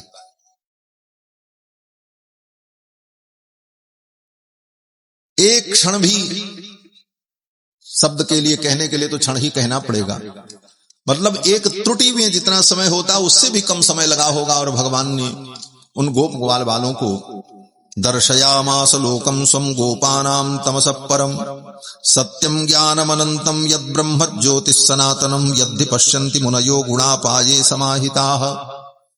बड़े बड़े ऋषि मुनि महात्मा त्रिगुणातीत हो जाने पर, सतोगुण रजोगुण तमोगुण तीनों गुणों से अतीत हो जाने पर जिस परम धाम का दर्शन प्राप्त करते हैं, बड़ी बड़ी साधनाओं के बाद भगवत धाम की प्राप्ति होती है, ऐसी थोड़ी मिलती। अनेक जन्मों की साधना के बाद भगवान मिलते हैं, वैकुंठ मिलता है। कितनी साधना? बोले पहले तो 84 लाख योनि में अरबों खरबों वर्ष जीव घूम रहा है। हम लोग कब से घूम रहे? बोले पता ही नहीं। अनादिकाल से सृष्टि है और अनादिकाल से जीवात्मा इसी संसार में 84 लाख में भटक रहे हैं। पुनरपि जननम पुनरपि मरणम पुनरपि जननी जठरे शयनम। और उसमें भी भटकते भटकते अनंत अनंत जन्म बीतने के बाद तब कहीं जाकर के उसके अंदर ज्ञान जागृत होता है। तब ज्ञान जगने पर शास्त्र की निष्ठा उत्पन्न होती है, शास्त्रों में विश्वास होता है। और शास्त्रों में विश्वास होने के बाद भी अनेक जन्मों तक जीव अनेक अनेक देवी देवताओं की पूजा करते करते बिता देता है। और तब उन देवी देवताओं, भूत प्रेत पिशाच यक्षिणी डाकिनी शाकिनी, इन्हीं की पूजा में अज्ञान के कारण भ्रमता रहता है। फिर कई जन्म जब बीत जाते हैं तब अग्नि, वरुण, सूर्य, इन देवताओं में निष्ठा उत्पन्न होती है। फिर कई कई जन्मों तक इनकी उपासना करने के बाद, पूजा करने के बाद तब रुद्रादि देवताओं में उपासना करने की इच्छा उत्पन्न होती है। और कई जन्म बीत जाते हैं ऐसा करते करते, तब जाकर के कहीं भगवान श्री राम और कृष्ण के चरणों में भक्ति उत्पन्न होती। स्कंद पुराण में कहते हैं कि विंशत्यग्नीन्द्र सूर्यादेह विष्णु भक्त प्रजायते त्रिभिर प्रजापतेर भक्त सप्तभिः शंकरस्तु यः। 3 जन्मों तक प्रजापति की भक्ति व्यक्ति करे। त्रिभिर प्रजापतेर भक्ता सप्तभिः शंकरस्तु यः। 7 जन्मों तक भगवान शंकर की आराधना करे। विंशत्यग्नीन्द्र सूर्यादेह, 20 जन्मों तक अग्नि और इंद्र की आराधना करे। तब बोले विष्णु भक्त प्रजायते, तब उसके अंदर वैष्णव भक्ति जागृत होती, तब भगवान के प्रति निष्ठा पैदा होती है। भगवान परम तत्व हैं, इसीलिए कहा कि शास्त्र जो उद्घोष करता है, पग पग पर समस्त शास्त्रों में भगवान को ही परम तत्व कहा गया, लेकिन इसके बाद भी परम तत्व भगवान को समझ करके उनके चरणों में भक्ति होना कई कई जन्मों के संस्कार का फल होता है, ऐसे नहीं होता। कितना भी बताओ किसी को, अनेक जन्मों के संस्कार होंगे तभी भगवान में निष्ठा उत्पन्न होगी। इसीलिए यमुनाचार्य स्वामी जी ने कहा, प्रभवंति बोधुम, भगवान के इस प्रभाव को वे प्राणी नहीं जान सकते जिनके जीवन से संपूर्ण तम और रज का निवर्तन नहीं हुआ है। अर्थात शास्त्र भले कहता रहे, फिर भी जब तक अनेक जन्मों के संस्कार नहीं होंगे तब तक भगवान में दृढ़ निष्ठा नहीं होगी। तो भगवान में दृढ़ निष्ठा होने पर, अनन्य भक्ति होने पर तब कहीं मोक्ष की प्राप्ति, वैकुंठ की प्राप्ति, तब उस वैकुंठ का दर्शन। और उस वैकुंठ का दर्शन भगवान ने उन गोप ग्वाल बालों को एक क्षण में करा दिया, और अगले ही क्षण वे सभी गोप ग्वाल बाल अपने आप को वृंदावन में अनुभव करते हैं। सब बालक बड़े प्रसन्न हुए, लेकिन कन्हैया ये तेरा लोक तो बड़ा दिव्य अद्भुत है। फिर भगवान ने वो सब ज्ञान उनका कुछ क्षण के लिए प्रकट किया था और फिर सब अंतर्हित कर दिया, क्योंकि ये बालक सब जानते रहेंगे, ऐसे करते रहेंगे तब तो फिर हमारी लीला कैसे बनेगी, फिर आगे कहीं कुछ लीला में नई नई बात न हो जाए, इसलिए वो सब बातें आई गई हो गई। इसके बाद कथा आती है कि भगवान ने रासलीला के माध्यम से कामदेव के मान का मर्दन किया। कामदेव को भी बड़ा अहंकार कि मैंने सारी दुनिया को जीत लिया, और वास्तव में कामदेव ने सबको जीत ही लिया। कामदेव ने जब अपना उग्र रूप प्रकट किया तो कामदेव के प्रभाव से सभी प्रभावित हुए। बड़े बड़े ऋषि मुनि महात्मा देवता मनुष्य सब काम के परवश हो। भय काम बस जोगी स तापस पामरन को कहे। गोस्वामी तुलसीदास जी कहते हैं कि बड़े बड़े जोगी मुनि काम के परवश हो गए। पामर प्राणी की क्या बात है, घरे न काहू धीर सबके मन मन सिज है। कामदेव को बड़ा गर्व हो गया। देवर्षि नारद मिल गए। नारद ने कामदेव को कहा, तुमको बड़ा गर्व है कि तुम विश्व विजयी हो, लेकिन वृंदावन में जाकर के अगर कृष्ण को तुमने जीत लिया तब मैं मानूंगा कि तुम विश्व विजयी हो। कामदेव ने कहा, बड़े बड़े ऋषि मुनि तो बचे नहीं, वो 10 वर्ष का बालक मेरे सामने क्या है। भगवान देवर्षि नारद ने कहा, जाओ जाकर के देखो तुम। कामदेव भगवान के पास आया। भगवान ने कहा, ठीक है, तुम अपनी पूरी तैयारी करके आओ, फिर हमारा तुम्हारा द्वंद्व युद्ध होगा और निर्णय होगा कौन विजयी हुआ। कामदेव ने कहा, महाराज ये मैच कब होगा, डेट फाइनल कर दीजिए। भगवान ने कहा, शरद पूर्णिमा की रात्रि में जमुना के तट पर वंशी बट पर सहस्र सहस्र गोपियों के मध्य में मैं एकमात्र पुरुष रहूंगा। तुम अपनी पूरी तैयारी से आ जाना। सारी प्रकृति को तुम अपने अनुकूल बना करके जो तैयारी करनी हो करके आ जाना, और तब मेरे प्रभाव को देखना। कामदेव ने कहा, ठीक। शरद पूर्णिमा की रात्रि तय हो गई, और जब वो शरद पूर्णिमा की रात्रि आई तो भगवान ने रासलीला करने का उपक्रम किया। ये भगवान श्री कृष्ण की रासलीला काम विजय लीला है, ये काम लीला नहीं। भगवान की रासलीला को लोग काम लीला कहते हैं कि भगवान कृष्ण ने ऐसी लीला की, ऐसी लीला की। इसकी यही भूमिका है इस लीला की कि ये काम विजय लीला है। काम पर विजय प्राप्त करने के लिए भगवान ने लीला की। और इसीलिए इस लीला का जब वर्णन करते हैं सुखदेव जी, तो भगवान शब्द से शुरुआत करते हैं कि भगवान पिता रात्रि ही शरदोत्फुल्ल मल्लिकाः वीक्षरन्तुम मनश्चक्रे योगमायामुपाश्रितः। भगवान पिता रात्रि ही, भगवान भी उस रात्रि में, शरद पूर्णिमा की रात्रि में जब मल्लिका के पुष्प विकसित थे, सुंदर सुगंधित समीर वायु प्रवाहित हो रही थी, वीक्षरन्तुम मनश्चक्रे, भगवान ने अपने मन को तैयार किया और योग माया से कहा, तुम सारे उपकरण उपस्थित कर दो, मुझे लीला करनी है। भगवान की योग माया ने सब कुछ तैयारी कर दी। भगवान की योग माया क्या है? बोले भगवान की संकल्प शक्ति का नाम ही योग माया है। योग माया कोई अलग नहीं है। भगवान की जो संकल्प शक्ति है उसी का नाम योग माया है। और वो क्या कर सकती है? आचार्य जन कहते हैं भगवान की योग माया अघटित घटना पटीयसी है। अघटित घटना पटीयसी का मतलब जो घटना कभी घट नहीं सकती उसको भी जो घटित कर दे उसका नाम योग माया। योग माया के लिए कुछ भी असंभव नहीं।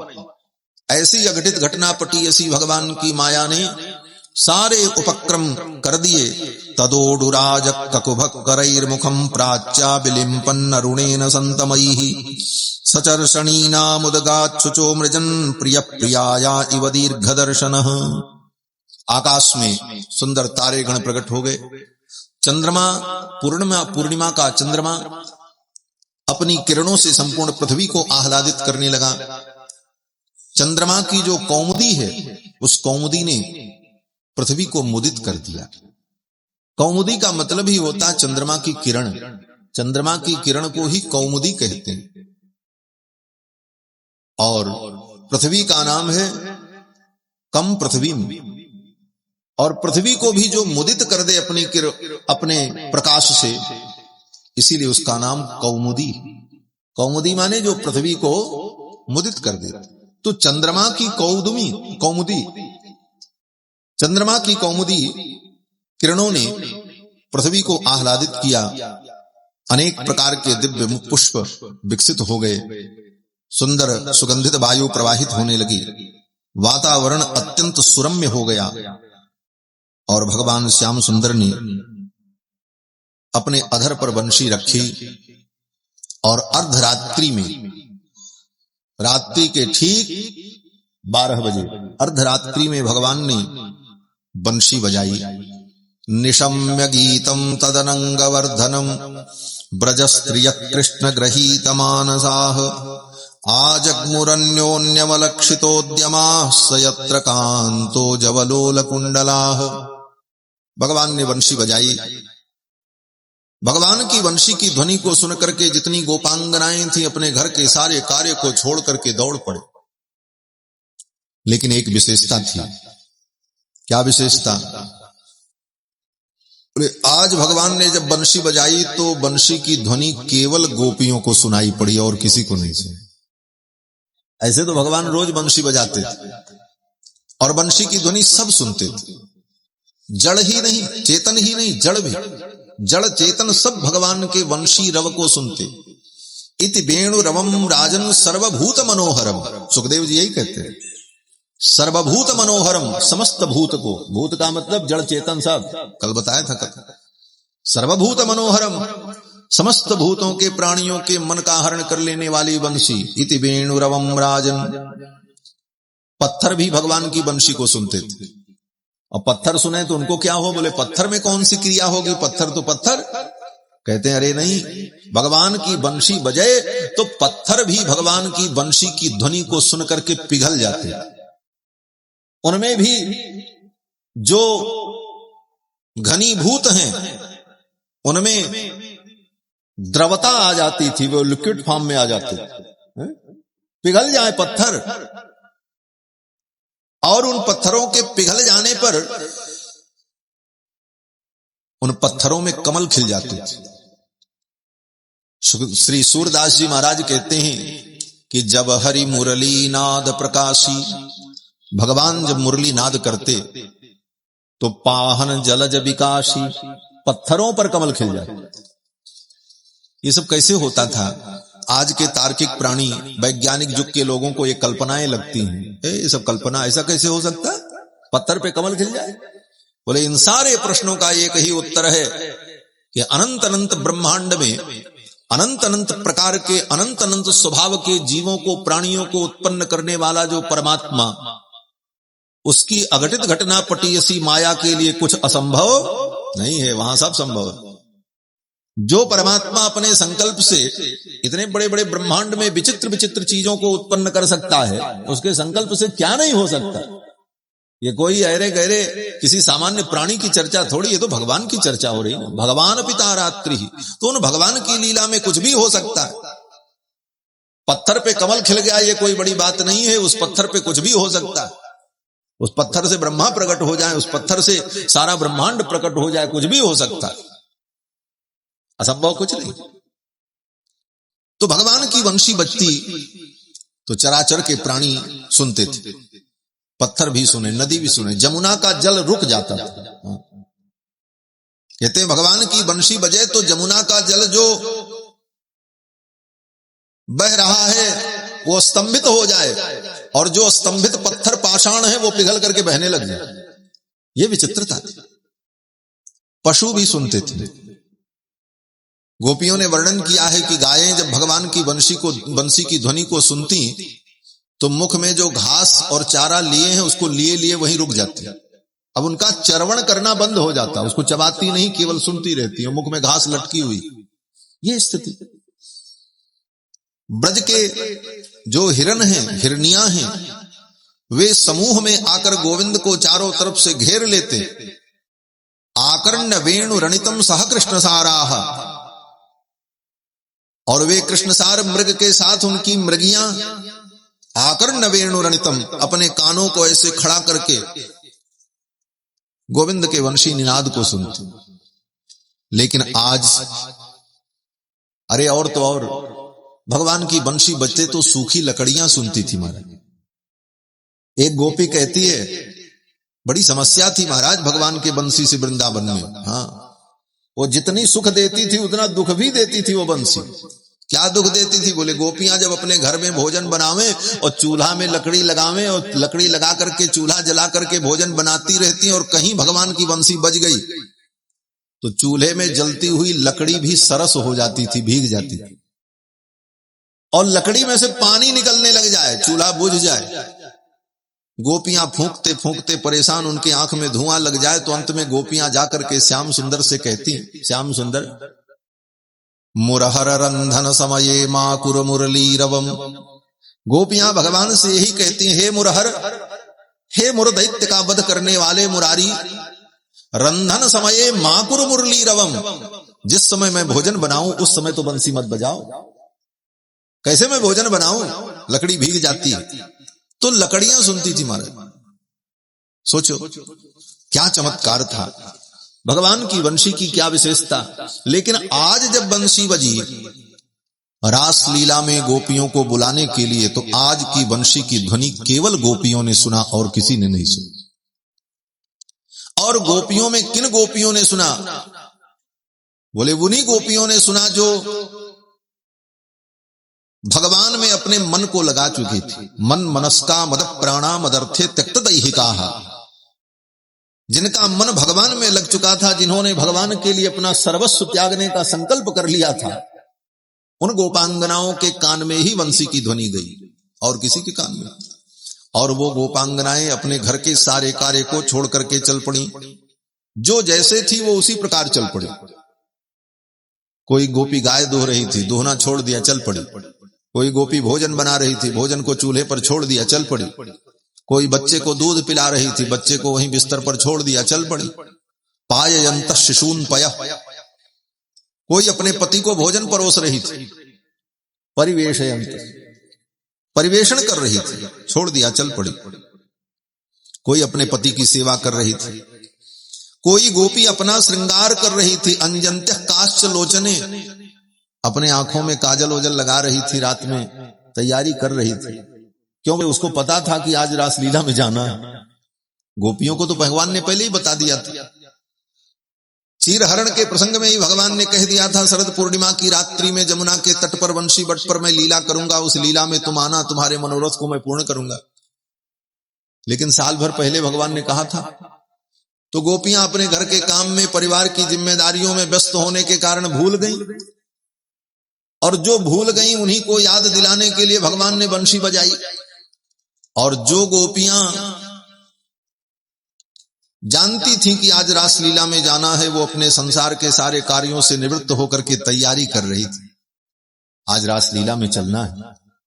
वस्त्र धारण कर रही थी, आंखों में काजल ओजल लगा रही थी, लिम्प्यन्त्य प्रमिज्यन्त्यो अन्या अंजन्त्य काश्चलोचनी व्यत्यस्त्र वस्त्राभरणाः काश्चित् कृष्णान्तिकं ययुः। आंखों में काजल लगा रही थी, एक आंख में काजल लगाया था, दूसरे में लगाना बाकी था, तब तक बंशी की ध्वनि सुनाई पड़ी, चल पड़ी। बोले अब उसके पास समय नहीं है दूसरे आंख में काजल लगाने का। क्यों? बोले बंशी बज गई, अब तो चलना है। कोई गोपी कपड़े पहन रही थी, अब स्त्रियों को तो वस्त्र पहनने में समय लगता है। बंशी की ध्वनि सुनाई पड़ी तो जितना पहनी थी, जैसे पहनी थी वैसे ही चल पड़ी। सुखदेव जी कहते हैं व्यत्यस्त्र वस्त्राभरणाः काश्चित् कृष्णान्तिकं ययुः, सब चल पड़ी। जब चली, घर से निकली, तब तक उनको लोगों ने रोक दिया, क्योंकि हर घर से स्त्रियां निकल रही थी जाने के लिए। बंशी की ध्वनि केवल उन्हीं को सुनाई पड़ी थी और किसी को तो सुनाई नहीं पड़ी थी। इसलिए क्या माजरा है यह किसी को पता नहीं था, वो तो गोपियां केवल जानती थी और निकल के चल पड़ी। तो घर के पुरुषों ने रोका। तावार्यमाणा पतिभिः पितृभिः भ्रातृबंधुभिः, उनके पिता ने, उनके भाई ने, उनके बंधु ने, परिवार के जो पुरुष थे उन लोगों ने रोका, कहां जा रही है? आधी रात्रि में बिना बताए घर से निकलकर जाना किसी स्त्री का, तो कोई भी पुरुष पूछेगा ही, क्यों जा रही हो, कहां जा रही हो, क्या कारण है? परिवार के पुरुषों ने जब पूछा पितृभिः भ्रातृबंधुभिः, तो उन गोपियों ने कहा जाने दो, मुझे मत रोको। गोविंदापहृतात्मानो न निवर्तन्त मोहिताः, उनके रोकने पर भी वो रुकने को तैयार नहीं और जाने के लिए जिद कर रही थी। तो ऐसी स्थिति में क्या होगा? बोले स्वाभाविक है कि कोई स्त्री रात्रि के 12 बजे अपने घर से निकल करके अचानक कहीं जाने लग जाए, और पुरुष तो पूछेगा ही कहां जा रही हो, क्यों जा रही हो, और पूछने पर वो बतावे भी न कि कहां जा रहे हैं और जाने को तैयार हो, तो पुरुष क्या करेगा? बोले पुरुष यही सोचेगा इसका दिमाग खराब हो गया, चलो घर में बंद करो, सवेरे वैद्य बुलाएंगे, इसका इलाज कराएंगे, दौड़ा पड़ रहा है लगता। पकड़ करके घर में बंद कर दिया महाराज, जाने ही नहीं दिया। सुखदेव जी कहते हैं अंतरगृहगता काश्चित् गोप्योलब्ध विनिर्गमाः, घर में ले जाकर के बंद कर दिया, जाने नहीं दिया। जब गोपियां जा नहीं पाई रास मंडल में, अब घर वालों ने बंद कर दिया। अबला है बेचारी, क्या करती, बंद कर दिया घर वालों ने। बाहर से कुंडी लगा दी, ताले जड़ दिए, बोले पड़ी रहो, सवेरे देखेंगे। उन गोपियों ने अपने अपने घर में ही कृष्ण का ध्यान किया। यही रासलीला का रहस्य है। उन गोपियों ने अपने अपने घर में बैठे बैठे गोविंद का ध्यान किया, और कृष्ण के विरह में, कृष्ण के वियोग में उन्हें जो दुख हुआ, कृष्णम तद्भावना युक्ता दद्धुर्मीलित लोचना। सुखदेव जी कहते हैं कि हे राजन, कृष्णम तद्भावना युक्ता, कृष्ण की भावना से युक्त होकर के दद्धुर्मीलित लोचना, अपनी आंखों को गोपियों ने बंद कर लिया कि इन आंखों से कृष्ण का दर्शन नहीं हुआ तो अब किसको देखें, आंखें बंद कर ली और बैठ गए, कृष्ण का ध्यान करने लगे। और भगवान के वियोग में उनको इतना ताप हुआ, इतना दुख हुआ, कृष्ण के पास हम नहीं जा पा रहे हैं, ये लोग जाने नहीं दे रहे। इस वियोग में इतना ताप हुआ कि उस ताप में गोपियों के जन्म जन्मांतर के जो पाप थे वो सारे पाप नष्ट हो गए। परमात्मा के विरह के ताप में जीव के जन्म जन्म के पाप नष्ट हो जाते हैं। इसीलिए तो भक्तों ने कहा कि परमात्मा के विरह में, परमात्मा के स्मरण में तुम्हारे आंखों में अगर प्रेम के अश्रु बिंदु आ गए तो उन प्रेम के अश्रु बिंदुओं में तुम्हारे जन्म जन्मांतर के सारे पाप नष्ट हो जाएंगे, धुल जाएंगे। कहते हैं कि लग जाएगी जो उसके कदमों की एक ठोकर, पापों का सख्त पुतला पल भर में चूर होगा। गर अश्रु बिंदु यूं ही ढलते रहे बिलाशा। गोपियों के भी सारे पाप ताप खत्म हो गए महाराज भगवान के स्मरण में। और फिर गोपियों ने जब भगवान का ध्यान किया और ध्यान में भगवान के स्वरूप का चिंतन हुआ, तो उस आनंद में, उस सुख में उनके जो पुण्य थे वो पुण्य भी समाप्त हो गए। पाप पुण्य दोनों खत्म हो गए। कहते हैं कि पाप पुण्य जब दोनों समाप्त हो जाता है तभी जीव को परम शांति मिलती। पाप रहेगा तब भी बंधन है और पुण्य रहेगा तब भी बंधन है। बोले महाराज पुण्य तो अच्छी चीज है। बोले अच्छी चीज है लेकिन वो भी बंधन ही। बोले महाराज तो क्या करें, पाप न करें तो पुण्य भी न करें। बोले पाप तो मत करो, पुण्य करो, लेकिन पुण्य करते हुए पुण्य की कामना मत करो। इसी को निष्काम कर्मयोग गीता में भगवान ने कहा। सब कुछ करो लेकिन कामना मत रखो। और भागवत भी तो यही कहती है, कपट रहित धर्म का पालन करो, कामना ही कपट है। धर्म प्रोज्झित कैतवोत्र परमो निर्मत्सराणाम सताम। दान करो, यज्ञ करो, तीर्थ में जाओ, भगवान का दर्शन करो, उनकी पूजा करो, लेकिन उसमें संसार की कामना मत रखो, तो ये पुण्य भी तुम्हारे बंधन का कारण नहीं होगा। पुण्य पापे विधूय निरंजन परमम साम्यम उपैति। वेद कहता है कि पुण्य पाप दोनों जब धुल जाते हैं तब जीव को शांति की प्राप्ति होती है। अंतर क्या है? ले पाप लोहे की जंजीर है और पुण्य सोने की जंजीर है। 1 कुंटल लोहे की जंजीर बना करके और उसमें आपके हाथ पैर को बांध दिया जाए तो आप नहीं भाग पाओगे, और 1 कुंटल सोने की जंजीर से बांध दिया जाए तब, बोले तब भी वही स्थिति। अंतर केवल इतना होगा, वो सोने की रहेगी, लेकिन आपको मजा थोड़ी आएगा कि चलो ये सोने की है, सब सोना हमारा है। ये भाव नहीं आएगा, वहां तो बंधन का ही भाव होगा। मूर्ख व्यक्ति होगा, उसे भले अनुभव हो कि ये तो सोना से बांधा गया है, तो सब कुंटलों सोना मेरा, लेकिन तुमको पता नहीं, तुम बंधे हो, कहीं जा नहीं सकते, कहां ले जाओगे वो कुंटल भर सोना। उसी प्रकार से पुण्य भी बंधन है। अज्ञानी व्यक्ति पुण्य को बड़ा अच्छा समझ करके बटोरते रहता, बोले चलो ये तो सब हमारे, बोले वो तो उसमें भी तुम बंध ही रहे। इसलिए पुण्य कर्म करते हुए भी पुण्य की कामना नहीं रखनी चाहिए। इसी को निष्काम कर्मयोग गीता में कहा भगवान ने। सब करो, दान यज्ञ सब कुछ, और करने के बाद उसका फल, बोले फल भगवान को अर्पण कर दो, तद ब्रह्मार्पणमस्तु। हाँ, इसीलिए यज्ञ में देखो, ब्राह्मण लोग, आचार्य लोग जब यज्ञ कराते हैं तो विधि तो कर देते हैं, लेकिन उसका मतलब उनको भी नहीं पता होता, जजमान को भी नहीं पता। क्या बोलते हैं? बोले अनेन कर्मणा भगवान श्रीमन्नारायण प्रियताम न मम तद ब्रह्मार्पणमस्तु। इसका मतलब क्या हुआ? बोले यही मतलब हुआ कि इस कर्म के द्वारा भगवान प्रसन्न हो, मैं इस कर्म का फल भगवान को अर्पित कर रहा हूं। यज्ञ में जो आहुति दी जाती उसमें भी यही कहा जाता है, इदम प्रजापतये स्वाहा इदम प्रजापतये न मम। ये प्रजापति को मैं दे रहा हूं, मेरा नहीं। सब जगह अपने स्वत्व का त्याग, निष्काम भाव, यही कर्म भी निरूपण करता है। लेकिन न जानने के कारण व्यक्ति फल की आकांक्षा में बंधन में पड़ जाता है। तो पाप पुण्य दोनों समाप्त हो जाएं तब जीव को निरंजन शांति की प्राप्ति होती है। गोपियों के पाप पुण्य दोनों समाप्त हो गए, और देह बंधन तो पाप पुण्य के कारण है। पाप और पुण्य इन दोनों के कारण ही शरीर है। ज्यादा पाप होगा तो कुकर सूकर योनि मिलेगी, कुत्ते और गधे का शरीर मिलेगा, कुत्ता और सूअर का शरीर मिलेगा। ज्यादा पुण्य होगा तो मनुष्य का शरीर मिलेगा, उससे ज्यादा पुण्य होगा बोले देवताओं का शरीर मिलेगा। ये शरीर भी जितने हैं वो पुण्य के फल हैं और पाप के फल हैं। और पाप पुण्य के समाप्त हो जाने पर देह का बंधन स्वतः समाप्त हो जाता है। गोपियों के जब पाप पुण्य समाप्त हो गए तो गोपियां भाव देह बंधन से मुक्त हो गए।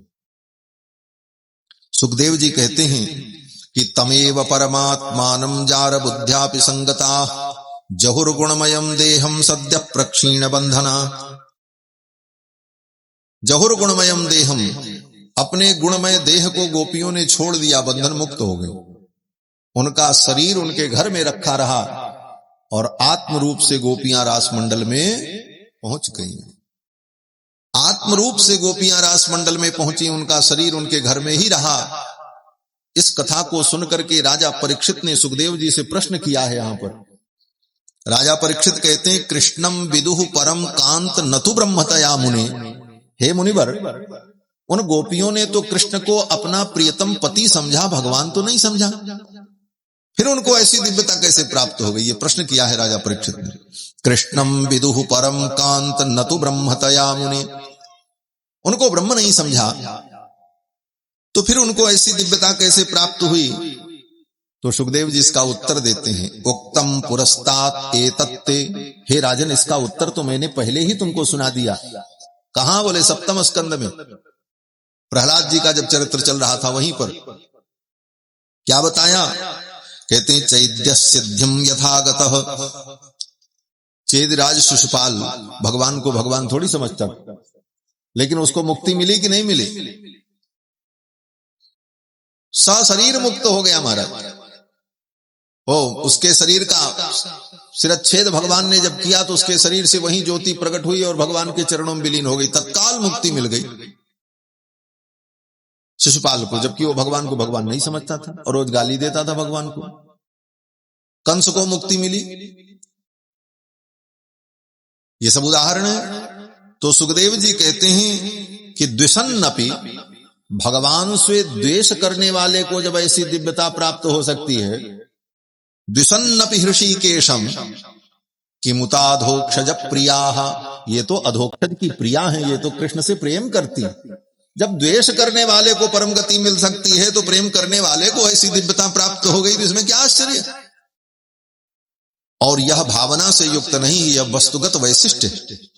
वस्तुगत वैशिष्ट क्या होता है? बोले हर वस्तु की अपनी व्यक्तिगत विशेषता होती है जो सामने वाले की भावना से उसका कोई लेना देना नहीं होता। वो वस्तु की अपनी विशेषता रहेगी। अब जैसे बिजली का तार चारों तरफ फैला है, इसके अंदर बिजली दौड़ रही है। अब बिजली की अपनी वस्तुगत विशेषता क्या है? बोले बिजली एक वस्तु है और उस वस्तु की वस्तुगत विशेषता क्या है? बोले आप टच करोगे तुरंत झटका मारेगी, अथवा चपक जाओगे मर जाओगे, मरण भी हो सकता है। अब ये कहो कि हम बिजली के तार में जो बिजली दौड़ रही है, उस बिजली के तार में जो बिजली दौड़ रही, उस बिजली की हम आरती उतारें और पूजा करें और प्रार्थना करके तब कहें कि अब हम तुमको छूने जा रहे हैं, बोले तो क्या करंट नहीं मारेगा? मारेगा। अब बिना जाने अनजान में छू दिया कब? बोले तब भी मारेगा। उसी प्रकार से भगवान के अंदर जो वस्तुगत वैशिष्ट है, जो विशेषता है, उस विशेषता के कारण भगवान को चाहे कोई भगवान समझे चाहे न समझे, तुम उनकी उपासना करोगे, उनका नाम लोगे, चाहे उनको गाली दोगे, चाहे उनसे झगड़ा करोगे, कुछ भी करोगे, तुम्हें परम गति मिल जाए। ये भगवान का वैशिष्ट है। जैसे बिजली की आरती उतार करके, उस करंट की आरती उतार करके पूजा करके छुओ, तब भी चपक करके उसी में आत्मसात हो जाओगे, सायुज्य मुक्ति मिल जाएगी। और चाहे ऐसे ही छू दोगे तब भी सायुज्य मुक्ति मिल जाएगी। बिना जाने छू दिया तब भी उसी में तुम चले जाओगे। उसी प्रकार भगवान वो परम तेजोमय तत्व हैं जिनको भगवान तुम समझो चाहे न समझो, तुम्हारे समझने न समझने का कोई मूल्य नहीं है, उनका अपना व्यक्तिगत वैशिष्ट है। सुखदेव जी कहते हैं द्विषन्नपि हृषिकेश किमुताधोक्षज प्रियाः। अब इसके बाद आगे सुखदेव जी कहते हैं कामम क्रोधम भयम स्नेहम ऐक्यम सौहृदमेव च नित्यम हरो विदधतो यान्ति तन्मयताम हिते। मूल रूप से बात क्या है? कहते हैं किसी भी प्रकार से तुम्हारे जीवन में तन्मयता आवे। ये तन्मयता क्या है? यान्ति तन्मयताम हिते। तन्मयता का मतलब तत् माने परमात्मा। उस परमात्मा में तुम्हारा मन लग जाए, तुम्हारा मन पूर्ण रूप से उन्हीं में लगे और कहीं न लगे, इसको कहते हैं तन्मयता। अब ये तन्मयता कैसे होगी? बोले इसके कई प्रकार हैं। मूल तत्व तो तन्मयता है। अगर भगवान के प्रति तुम्हारे अंदर काम का भाव आ जाए तो उस काम भाव से तुम भगवान में तन्मयता को प्राप्त हो जाओगे। जैसे कोई स्त्री किसी पुरुष से प्रेम करती है तो उसी के चिंतन में सारी दुनिया भूल जाती है, तन्मय हो गई। उसी प्रकार भगवान में गोपियों ने तन्मयता प्राप्त कर ली कृष्ण काम भाव से चिंतन करते करते। क्रोधम, भगवान के ऊपर ही क्रोध करो। कहते हैं क्रोध करके भी भगवान में अगर तन्मयता हो जाती है, आप जिसके ऊपर निरंतर क्रोध करते हो आपका मन उसी में लगा रहता है, उसी का चिंतन चलता रहता है। तो सुखदेव जी कहते हैं कामम क्रोधम भयम स्नेहम, किसी से स्नेह हो प्रेम हो तो उसमें भी हमारा मन लगा रहता है। भय हो किसी से तो हम हमेशा उसमें उसी के विषय में सोचते रहते हैं। तो किसी भी प्रकार से काम क्रोध भय स्नेह किसी भी प्रकार से भगवान में अगर मन लगे, नित्यम हरौ विदधतो यान्ति तन्मयताम हिते, वो जीव भगवान को ही प्राप्त हो जाता है। और गोपियां तो कम से कम भगवान से प्रेम कर रही थी। अब ये बात अलग है कि वो भगवान को भगवान समझ रही थी कि नहीं समझ रही थी, आगे स्पष्ट हो जाएगा। गोपियों ने भगवान को भगवान समझा है, ऐसी बात नहीं है कि वो भगवान को भगवान नहीं समझती। ये गोपियां कई जन्मों से भगवान को भगवान समझ रही हैं और भगवान का चिंतन करती चली आई है। ये गोपियां कौन है? ये कोई गोपी साधारण स्त्री नहीं है। गोपस्य पत्नी गोपी, गोप की पत्नी है इसलिए गोपी नहीं है। साधारण गांव के जो गोप हैं उनकी पत्नी है, इतना ही मात्र नहीं है। ये लीला में उन गोपों की पत्नियां हैं, बेटियां हैं, लेकिन यथार्थ में ये गोपियां कौन हैं? बोले वेद की श्रुतियां हैं, वेद की ऋचाएं हैं और गोपी रूप में प्रकट होकर के कृष्ण परमात्मा का अनुभव करने आई है। वेद भगवान का ही वर्णन करते हैं और वेद भगवत तत्व का वर्णन करते हैं। वही वेद के मंत्र, वेद की ऋचाएं ही गोपियों के रूप में आई है। और ये गोपियां कौन हैं? बोले ये गोपियां दंडकारण्य की ऋषि मुनि है महाराज। पद्म पुराण में वर्णन है, दंडकारण्य के जितने महर्षि थे, तपस्या करने वाले बड़े बड़े बालखिल्यादि महर्षि, कोई पेड़ में उल्टा लटक करके तप कर रहे थे, कोई केवल पानी पी करके तप करते थे, कोई केवल दंतोलूखलाहा, कोई दंतोलूखल थे।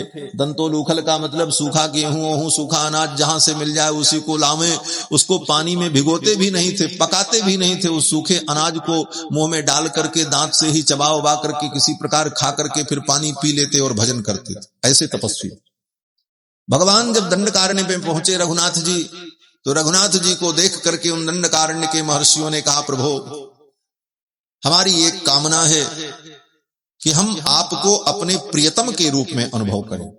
उन महर्षियों ने कामना की।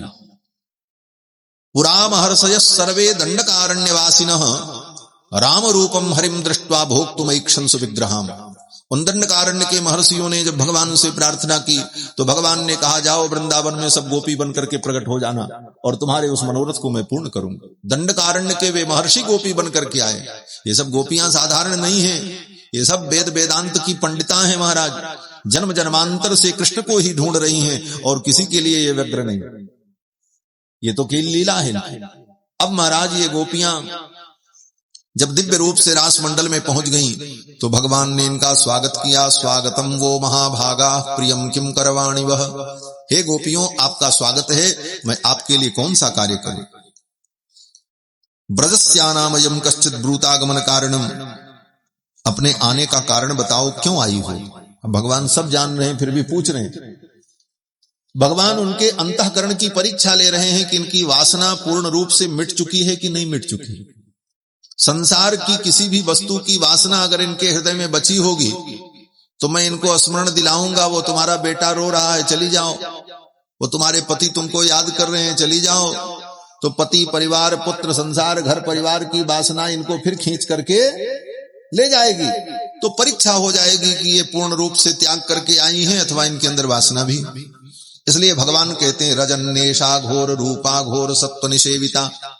ये रात्रि ऐसी घोर रात्रि, और इस घोर रात्रि में तुम अपना घर छोड़ करके आई हो।